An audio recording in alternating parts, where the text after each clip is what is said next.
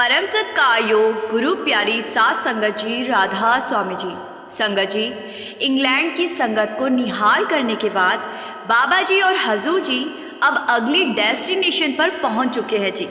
11 अगस्त को हजूर जी नीदरलैंड गए थे और बाबा जी जर्मनी। नीदरलैंड में हजूर जी ने 15 मिनट का सत्संग फरमाया जी और उसके बाद लगभग 1 घंटे तक सवाल जवाब भी किए जी। और आज 13 अगस्त को भी जर्मनी में सवाल जवाब हुए हैं जी। आज सुनने में आ रहा है कि आज जर्मनी में बाबा जी सत्संग घर में मौजूद नहीं थे जी। जर्मनी में सिर्फ हजूर जी ने ही आज दर्शन दिए और सवाल जवाब किए जी। इस वीडियो में हम आपके लिए हजूर जी का सत्संग लेकर आए हैं जी, जो हजूर जी ने कल नीदरलैंड में फरमाया था जी। और उसके बाद हजूर जी जर्मनी आ गए थे।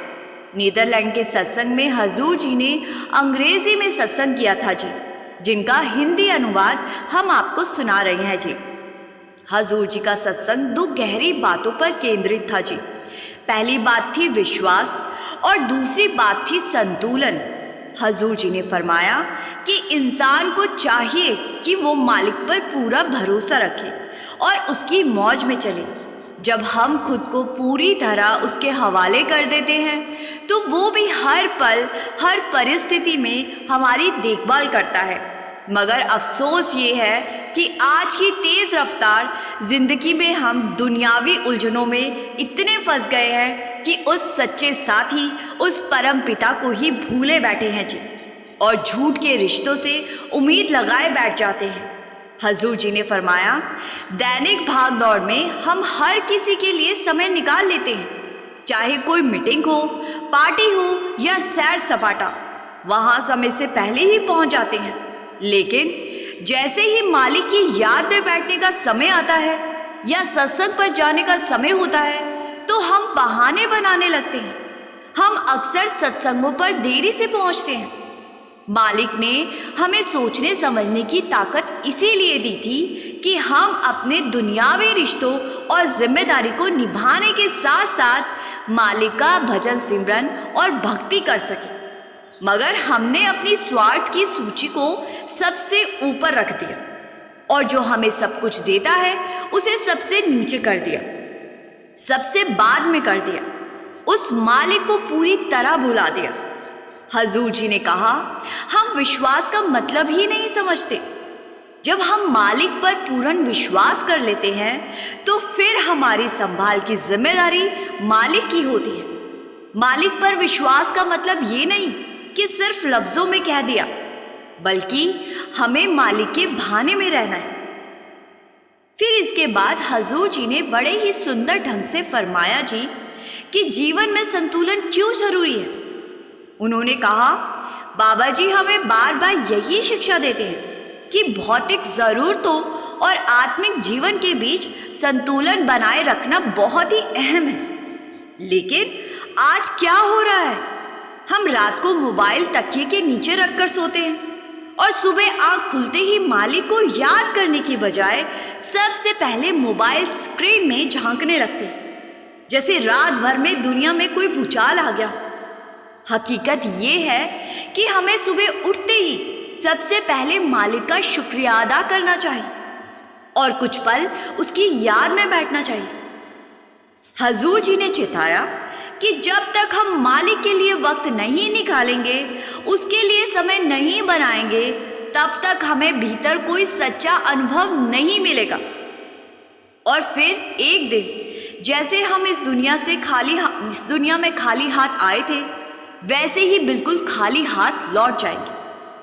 अगर समय रहते हमने अपने भीतर को जोड़ा नहीं तो हमें बहुत पछताना पड़ेगा। हजूर जी ने फरमाया, जिसके जीवन में संतुलन नहीं होता वो आगे नहीं बढ़ पाता। जैसे हम अपनी नौकरी या कारोबार और अपने परिवार के बीच एक संतुलन बनाकर चलते हैं, कारोबार को भी समय देते हैं, परिवार के साथ भी वक्त बिताते हैं, वैसे ही संतुलन हमें भौतिक और आत्मिक जीवन में भी बनाना है। जिस मालिक ने हमें सब दिया उसको हर पल याद रखना है। संगत जी, ये कुछ बातें जो हजूर जी ने संगत को समझाई थी जी, और ये कुछ सवाल जवाब भी हमें मिले हैं जी। ये हम नहीं जानते कि ये सवाल जवाब कब और कहाँ हुए थे, लेकिन ये सवाल जवाब हजूर जी और संगत के बीच के ही है जी। एक भाई ने हजूर जी से सवाल किया, हजूर जी, जब आखिरकार हमें इस दुनिया को छोड़कर ही जाना है तो फिर मालिक हमें यहाँ क्यों भेजता है और मालिक ने इस दुनिया को क्यों बनाया? हजूर जी ने बड़े प्रेम और गहराई से उत्तर दिया जी, बेटा, ये पूरा जगत मालिक की मौज से बना है। ये उसकी एक लीला है। ये धरती एक रंगमंच की तरह है जहां आत्माएं अपने कर्मों का हिसाब चुकाने आती। ये संसार कर्म और भोग जूनी है। हर रूह यहाँ कुछ सीखने, कुछ समझने, अच्छे बुरे कर्म करने और अपने कर्मों को भुगतने आती है। जब उसके सभी कर्म पूरे हो जाते हैं तो मालिक उसे वापस अपने असली घर बुला लेता है। फिर इसके बाद एक बहन ने भावुक होकर हजूर जी से सवाल किया, हजूर जी, मैं खुद को बहुत ही कमजोर महसूस करती हूँ। हजूर जी ने मुस्कुराते हुए कहा, बेहद स्नेह के साथ समझाया, बेटा, महिलाएं असल में भीतर से बहुत मजबूत होती हैं और आज के समय में नारी को और भी सशक्त बनने की जरूरत है। अपने भीतर की ताकत को पहचानो। तुम किसी से कम नहीं हो। अपने ऊपर विश्वास रखो। तुम जो चाहो वो कर सकती हो। ताकत शरीर से नहीं बल्कि आत्मविश्वास से होती है। फिर आगे एक भाई ने हजूर जी से सवाल किया, हजूर जी, हम कैसे जीवन जिए कि मालिक हमसे खुश हो जाए? उसकी खुशी कैसे पाए? हजूर जी ने सरल और स्पष्ट उत्तर दिया, जिस राह पर तुम्हें नामदान के समय चलने को कहा गया था उसी पर चलते रहो। वही बातें तुम्हारे जीवन की नींव होनी चाहिए। संतुलन बनाए रखो, दुनियावी जिम्मेदारियां भी निभाओ और आत्मिक यात्रा के लिए भी समय निकालो। और यदि किसी को नामदान नहीं मिला है तो भी संतुलन में रहकर एक अच्छा इंसान बनो और मालिक की रजा में रहो। फिर आगे एक भाई ने हजूर जी से सवाल किया, हजूर जी, ये पवित्र ग्रंथ और पोथियां, इनका क्या महत्व है और आज के दौर में सद्गुरु की भूमिका क्या है? क्या सिर्फ पोथियों को पढ़कर रूहानी तरक्की हो सकती है? हजूर जी ने बड़ी खूबसूरती से समझाया जी, जब हम पोथियां पढ़ते हैं तो हमें ज्ञान मिलता है, लेकिन उसकी गहराई हमारी उम्र, समझ और अनुभव पर निर्भर करती है। अब एक बच्चा अगर कोई पोथी पढ़ेगा तो उसकी समझ अलग होगी, लेकिन वही पोथी कोई और अनुभवी पढ़े तो उसमें छिपे गहरे अर्थ पकड़ पाएंगे। इसीलिए समय के साथ ग्रंथों की व्याख्या भी बदलती है। जो महापुरुष इन्हें लिखते हैं वे सिर्फ शब्द नहीं लिखते, बल्कि अपने जीवन का अनुभव और आत्मिक कमाई हमारे लिए छोड़ जाते। लेकिन केवल पढ़ने से कुछ नहीं होगा। जब तक हम उन बातों को अपने जीवन में नहीं उतारेंगे तब तक असली लाभ नहीं मिलेगा और आत्मिक तरक्की के लिए हमें एक मार्गदर्शक की जरूरत होती है। सिर्फ किताबें पढ़ लेने से कोई डॉक्टर या इंजीनियर नहीं बन जाता। फिर इसके बाद एक बहन ने हजूर जी से सवाल पूछा, हजूर जी, हमारे आसपास का माहौल हमारे मन पर कितना असर डालता है? हजूर जी ने बहुत ही सुंदर ढंग से जवाब दिया जी, हमारा मन बेहद संवेदनशील है। वो जिस वातावरण में रहता है वैसा ही बन जाता है। सत्संग, सेवा और संगत का असली उद्देश्य ही यही है कि मन को एक ऐसा माहौल दिया जाए जो उसे सही दिशा में ले जाए। जैसे एक फूल को खुशबू फैलाने के लिए सही मिट्टी चाहिए, वैसे ही मन की रूहानी तरक्की के लिए एक अच्छे माहौल की जरूरत है।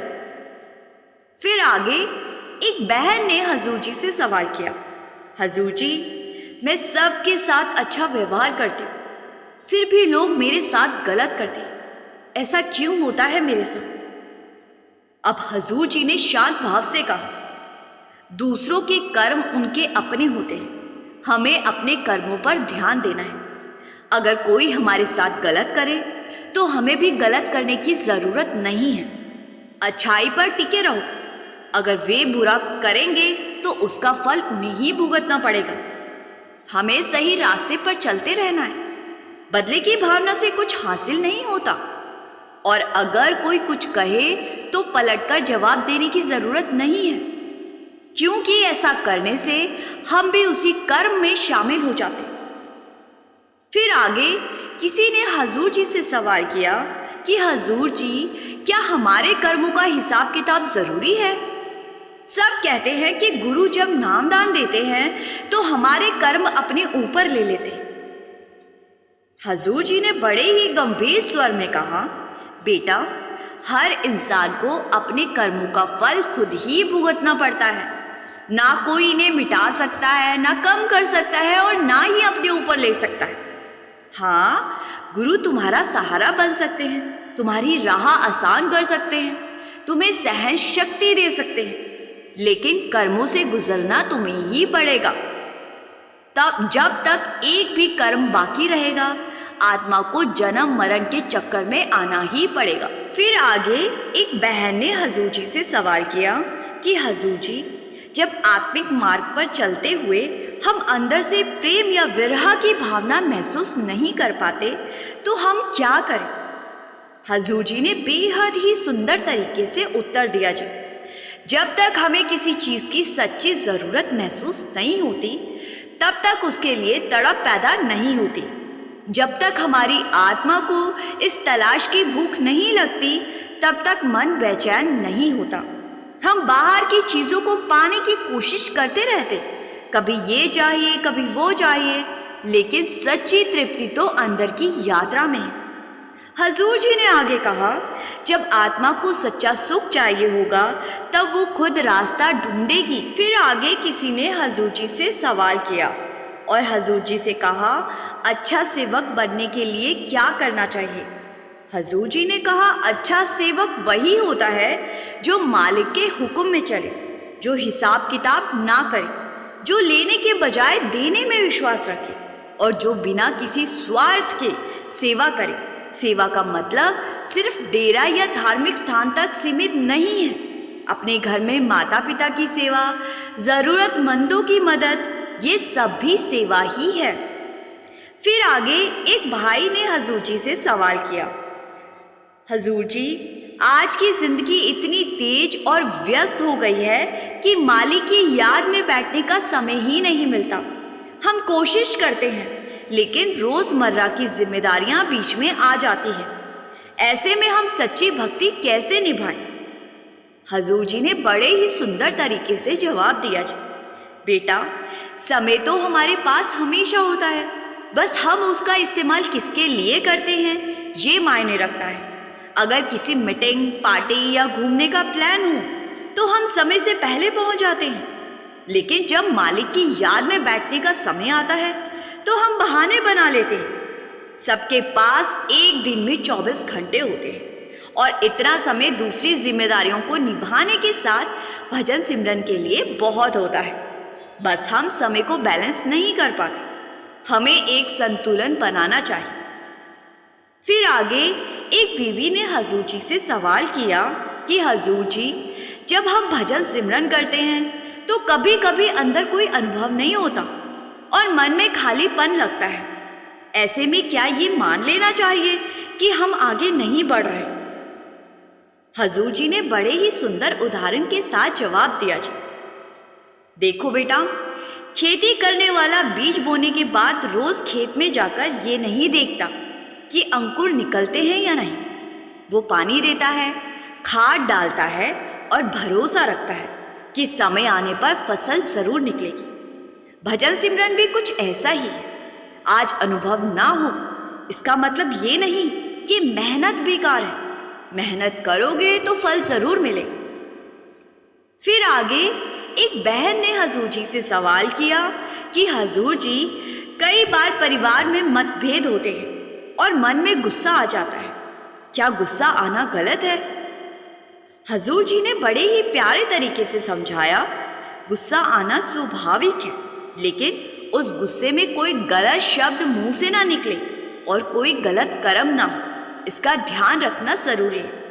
हजूर जी ने उदाहरण के साथ समझाया जी, मन को संभालना सीखो। पानी अगर बहता रहे तो काबू में रहता है, लेकिन बांध टूट जाए तो बाढ़ ला देता है। गुस्से को भी बहा दो, जमा मत होने दो, वरना नुकसान खुद को ही होगा। फिर आगे एक लड़के ने हजूर जी से सवाल किया कि हजूर जी, अगर कोई हमारी अच्छाई का फायदा उठाए तो क्या हमें बदल जाना चाहिए? हजूर जी ने बड़ा ही अच्छा जवाब दिया, नहीं बेटा, अपना स्वभाव मत बदलो। अगर सूरज को इस डर से चमकना छोड़ना पड़े कि कोई उसकी रोशनी का गलत इस्तेमाल करेगा तो इस पूरे संसार में अंधेरा हो जाएगा। सूरज का काम है चमकना, इसीलिए आप भी अच्छाई बनाए रखो, चाहे लोग उसका जैसा भी इस्तेमाल करें। फिर आगे किसी ने हजूर जी से सवाल किया कि हजूर जी, मैं मालिक से अरदास करता हूँ, लेकिन मालिक मेरी अरदास नहीं सुनते। हजूर जी ने समझाया कि मालिक हमारी अवस्था जानता है, मालिक को हमारी अरदास की ज़रूरत नहीं होती। अरदास तो हम अपने आप को तसल्ली देने के लिए करते हैं। मालिक से कुछ नहीं छुपा बेटा, जब वक्त आता है तो मालिक वो चीज़ अपने आप हमें दे देते हैं जो हमारे लिए सही है। फिर आगे एक बहन ने हजूर जी से सवाल किया कि हजूर जी, सेवा करते समय अगर मन में अहंकार आ जाए कि मैंने बहुत किया या मैंने इतनी सेवा करती हूँ, तो उसे कैसे दूर करें? हजूर जी ने समझाया, बेटा, सेवा करते समय हमेशा याद रखो कि हम अपनी मर्जी से एक पत्ता भी नहीं उठा सकते। वो हमें इतनी शक्ति देते हैं कि हम सेवा कर पाते हैं। इसीलिए हमेशा उस मालिक का शुक्रिया अदा करो कि उसने हमें सेवा के लायक समझा। फिर आगे एक भाई ने हजूर जी से सवाल पूछा कि हजूर जी, अगर हम रोज़ सिमरन करने का समय तय करें और किसी दिन मजबूरी में ना कर पाए तो क्या ये गलती है? हजूर जी ने समझाया कि बेटा, मालिक हमारी कोशिश देखता है। अगर हम जानबूझकर टाले तो ये हमारी गलती है, लेकिन कभी मजबूरी आए तो अगले दिन ज़्यादा समय तक बैठ जाओ। संगत जी, ये थे कुछ सवाल जवाब जो हमने आपके साथ साझा किए हैं जी।